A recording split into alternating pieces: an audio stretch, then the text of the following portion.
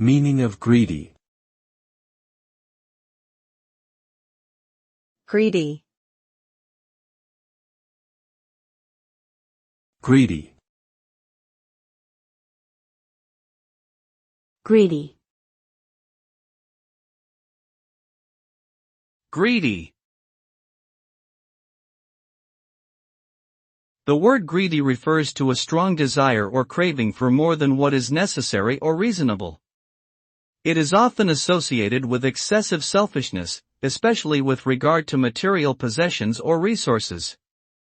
A greedy person may be willing to go to great lengths to acquire what they want, even if it means harming others or breaking the law. This type of behavior can be destructive and lead to negative consequences both for the individual and those around them.